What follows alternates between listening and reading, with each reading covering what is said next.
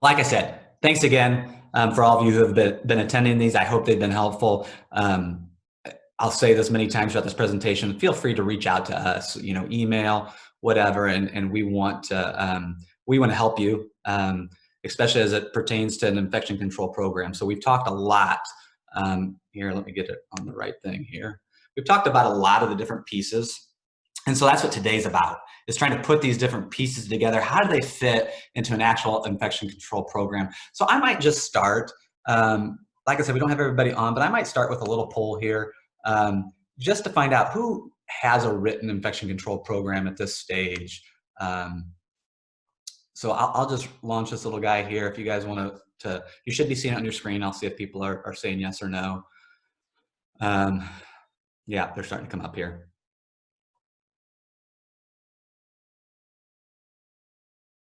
I'll leave that up for a couple seconds longer.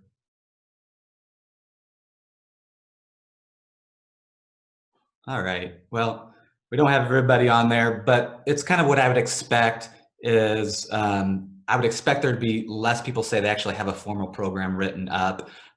Some of you might have just put one together here recently with COVID-19, but here's the actual, and I'll share the results with just the 6 of you that did vote, is more of you guys don't have a program, and I expect that.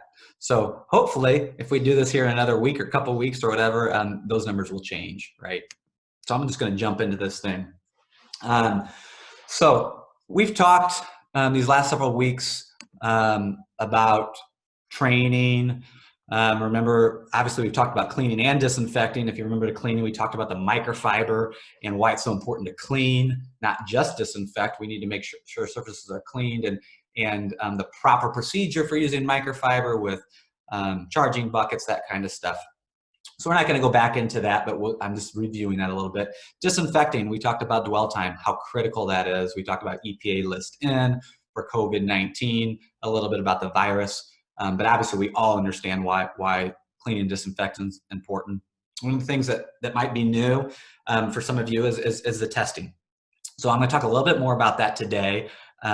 But I think that's really an important part as you write up your infection control program, is how are you going to verify that what you're cleaning and disinfecting actually worked. And then we also want to be able to track it. And remember, for those of you who are on, we shared a mobile tool that you can use for tracking. You don't have to use that. You can use a spreadsheet. You can use whatever, but it's really important that we track, because ultimately we want to know, we want to have it tracked, and then we have the ability to share it, right? And that's critical. And then last week we just did a webinar on hand hygiene, and where does that fit into this whole thing, right?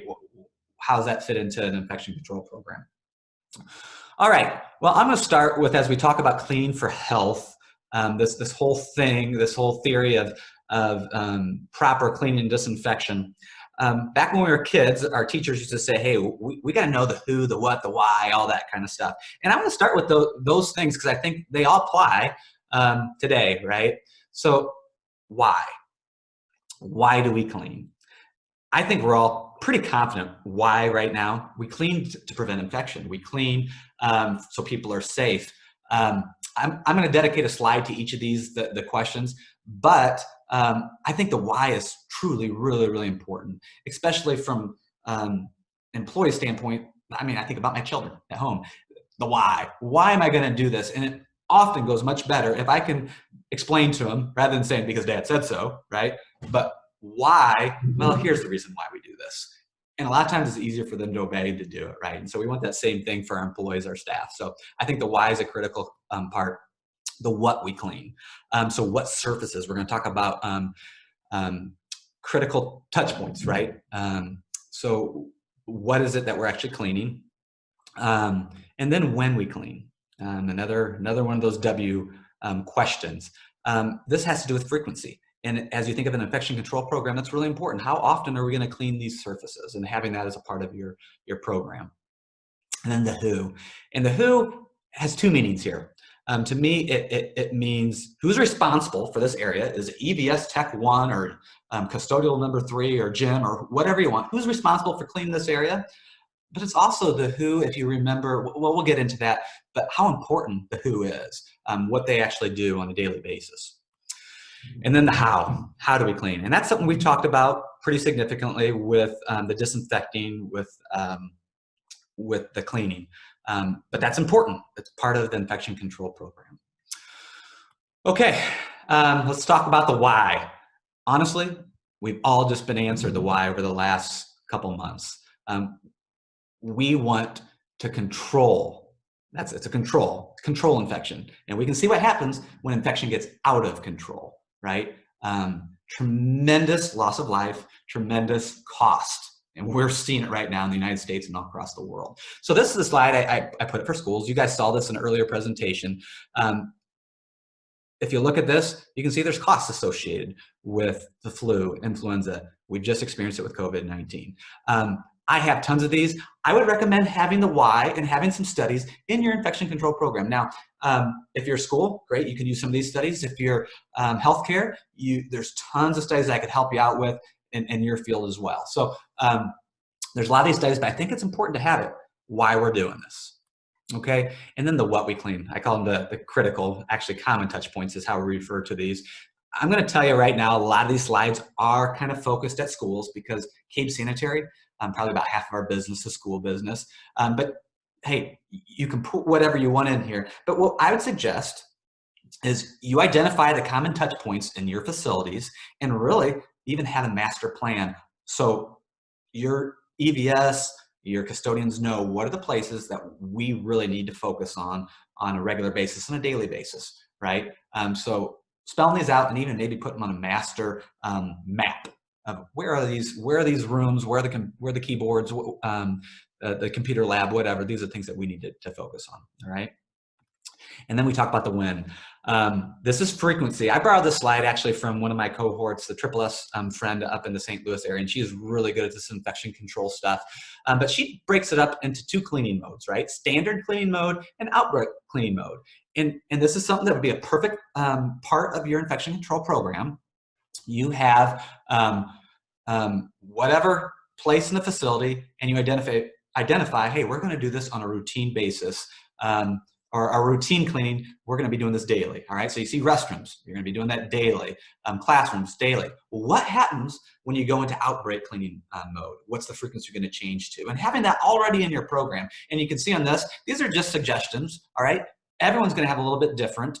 Healthcare, you guys get a little bit more mandated, right? You have the Illinois Department of Health that's coming in and saying, hey, you're going to disinfect however many times a day with this current crisis. But this is a really important part of you guys' program. And one thing I really, really liked about what my friend up in the Chicagoland area shared is you want to really track when do you switch to outbreak cleaning mode. So for instance, in schools, at what absenteeism level is it time to go into this mode? So you can track it by school, you can track it by even classroom, because you can see where's the problems happening. So if you can put something like that into your program, that's awesome. Because hey, you're proactive. At this stage, we flip into outbreak cleaning mode. That's when we do it, all right? So just a real encouragement. I think this is a really critical part of your program is how often, the frequency, when do we clean? And then who cleans? If you remember Dan Wagner with Triple S, he gave a presentation on the power of clean, and he really built in to the people who are cleaning how important they are. So if anyone can answer this before I pull it up, I don't have any prizes to give you, but can you remember? Yeah, just type it into the questions or whatever. Hello, my job title is public health defender is what Dan put down, and I believe that. Our employees who are doing the cleaning are in the front line, and they are truly saving lives. In fact, I love this quote right here. One well-trained EVS technician can save as many lives as a doctor. Question, I believe this. And the question is, do we believe it? And are we gonna, because we believe that, are we going to encourage our staff? I think this is such an opportunity for us to kind of rethink cleaning, right? And rethink those people who do the cleaning. You guys who are supervisors or facilities maintenance really have an opportunity to build into your people and say, hey, you guys are important. And because you're important, we're going to train you well, like it says here, and we're really going to impact you. Now, obviously, the who cleans also, as you think of an infection control program, who's responsible for this area? So as you draw up your program, you write it up, that's part of that too. But I really want to encourage, you guys, myself, is I think this whole COVID-19 is giving us all an opportunity to really rethink a lot of things, right? Just in life in general. But I think as we think of cleaning for health, just recognize how important this position is. And then how do we clean? We talked about this, but training is so, so important. Okay, I do see a hand raised. Catherine, I don't know what that actually even means. Do you have a question there? If you want to ask a question, I'll try to pull it up. In fact, as we go through this, just go ahead and put your questions in, and I might not get to them right as we're in this thing, but I'll answer them at the end. So if you have questions, put them on and I'll see them later, okay? Okay, so as we think of the how do we clean, this is really a part where you want to get your vendors involved, right? Training, that's what we're here for, all right? So obviously, the philosophy that we believe is pretty simple. You need the right products, but you also need those right processes if you're going to want to get the outcomes that you're looking for. So super, super important for you guys, for all of us to really lean, like I said, on your vendors or on outside experts.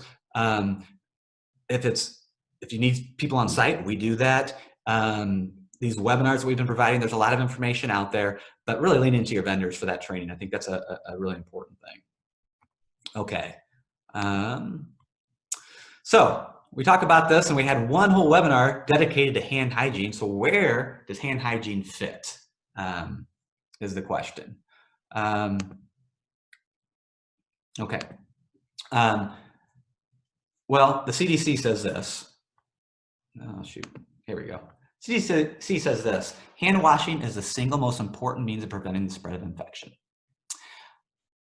So why do they say that? Well, the fact is we know cleaning is really important and disinfecting is really important, but there's no way any tech can be following around everybody in your building and as soon as they touch a surface, wipe it off, right? That's impossible. And that's why hand hygiene is so important, is because we, all right, the people who are the building occupants, we can control that. We can wash our hands and we have control. So that's the reason why they say that, is because even though cleaning and disinfecting are super important, the moment somebody touches it, with whatever bacteria, virus they have, or sneeze, or whatever it is on that surface, it's dirty again. So even though we need to be cleaning well, hand hygiene is critical. So as we talked last week, symmetry was on. And really, when you think of a hand hygiene program, you want to have a number of things in it. Obviously, you want good product. That's a no-brainer. And a lot of companies have that. You also want to provide education to folks. You know, the little things that you put up above in the bathroom to say how to wash your hands, just reminders. And really, one of the things I love about our symmetry program is the awareness piece. If you guys remember, Craig talked about behavior modification. And we know as people, right now, we're all hyper aware. I've used more hand sanitizer in the last month and a half than I've ever used in my life, okay, probably collectively, because we're all hyper aware, we're concerned. But human nature tells us something, right? We realize that we forget.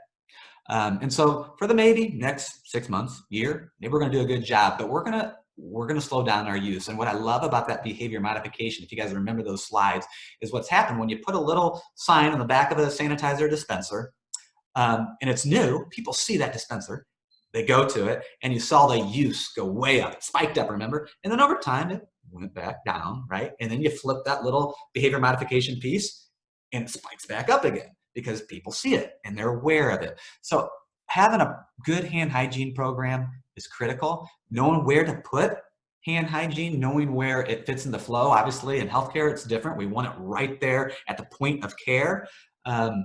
With schools, hey, where does it make sense to have it, right? Before they go into the lunchroom, when they first come to the building, all those different things. So being aware of how does hand hygiene fit into this is a big deal. And we want to write that into our programs. Okay, testing. And this one, if you remember when, if you attended this webinar where we talked about testing, I think we had 17 respondents and 2 of the 17 were actually using some sort of testing method beyond just the visual testing. And so this is a real encouragement because this is this really, I think, is something that is a game changer as you think about how we do things well, right? Um, we wouldn't educate our students and then never have a test, right? We want to do that. We test to make sure they've learned the material. And the same thing goes for if we've cleaned a surface, we want to make sure it's actually clean. And so I'm going to talk about two different things here. We both of these have been brought up in previous webinars. I'll start with the black light. It's the least expensive way of testing.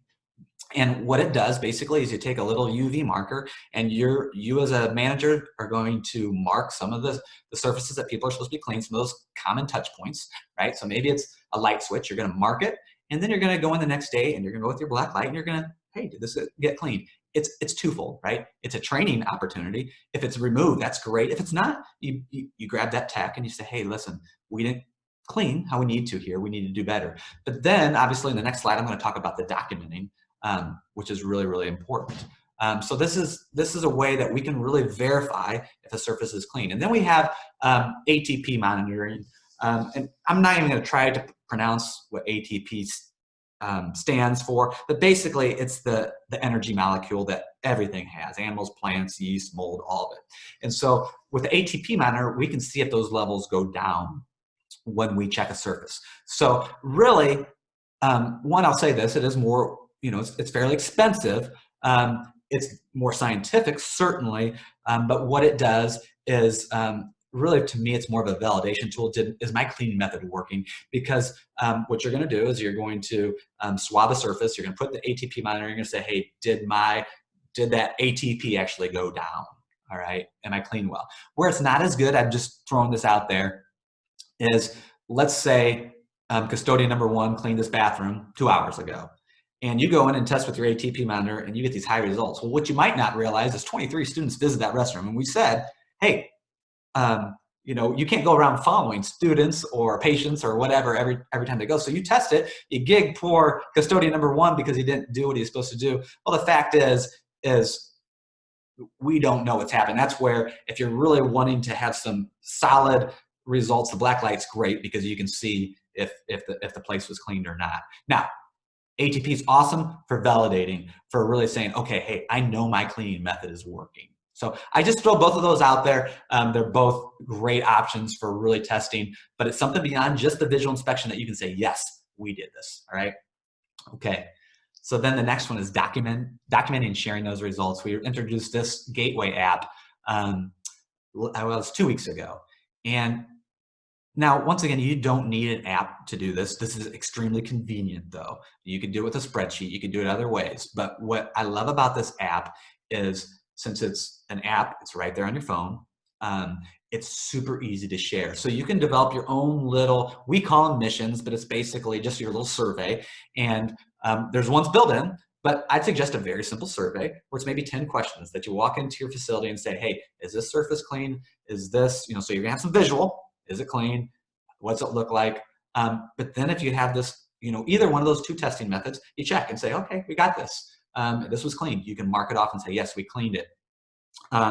Then if something's not right, you have the ability right there to take a picture and it's included in this. And what's so cool then is that information's there and it's super easy just to hit a report. You can send it to the administration, who, if they want to share it with whoever. Now, I just want you guys to think about this from just the standpoint, let's say you visit a facility, a restaurant, all right? Because we're all hoping to go back to restaurants at some point here. If I walked in the door and they had a little sign out there and said, hey, we have an infection control program, ask us for more information about it, or just a little blip on that. There's little communications that we help you develop and share, right? First, you're gonna be like, wow, that's great. But if it said, here's the results of our ongoing testing sitting right there, honestly, from my standpoint, I'd be blown away. I would not expect that at all. But I'd be like, wow, these people care. And then if you actually go into the facility and you say, oh, yeah, everything that they're saying out there, it matches. It actually is clean. I go in the restroom, it looks clean. You can see how this truly is going to impact even from an economic standpoint, right? Not to mention just the saving lives, which is really at the end of the day what infection control is all about. So I just put that plug in because I think this is such a win for all of us. All right, this is my last slide, guys. I talk fast and I've got through a lot of this. We're in 20 minutes in. If you guys have questions, be thinking of them right now. But let's just talk about how do we implement this plan actually? How do we put this thing together? Well, I just have a few suggestions for you. Form a committee and get your vendors involved. That's what we're here for. If you have a vendor, hey, we want to help you to things that maybe you wouldn't think about to help you formulate this plan. All right. So get some people together. Start thinking about what you want in this plan. Use these slides. These are available. I'm going to send you these slides and put it together. Obviously, then we got to write it up. And everyone's is going to look different, right? I hear a lot of things, depending on what industry you're in. I started my career in the food processing industry, and you didn't want to write something into a plan that maybe an inspector would come later and say, "Are you doing this?" So, hey, if you need to leave it a little bit more vague on certain things, hey, that's the way you write up your program. If you want to be very specific and you don't have anybody inspecting schools, right? Then, hey, you write specific. This is how we're going to do it. This is our plan. So, just some thoughts that I have right there on that. All right. Next thing, after you've written up this plan, you got to share it. You got to train. So there's two different things going on when you think of your custodial staff. We're going to educate and we're going to train. So the education is sharing the why. Why do we do this? So important. Like I said, even as we think of our children, right? But then we actually want to train. When you get hands-on, this is actually how we clean. This is what we do. And that's where, once again, get your vendors involved. That's what they're there for. All right. Okay. Then we really want to test. So writing this into a plan, some form of testing, whatever it may be, we want to test to make sure we're getting the results. Just like we test our students, we want to test for our own cleanliness, our own, that we're getting what we say we're getting done. All right, so important. Lastly on here, we want to document and share those results. And that's, as you think about the public, you want to put your stakeholders, if you're in schools, the parents, if you want to put them at ease, you document and share results. Say, hey, one, we got an infection control program. It's put together. But two, this is what we're doing to make sure it actually is happening.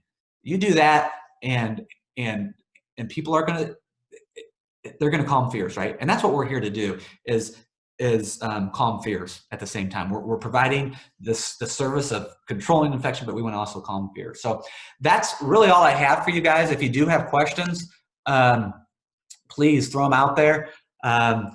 If you just want to reach out to me later, I'm happy to talk. Once again, really do appreciate you guys who are taking the time to watch these. And hopefully it's been good. Hopefully I got some good information out of this last one. So I appreciate you guys.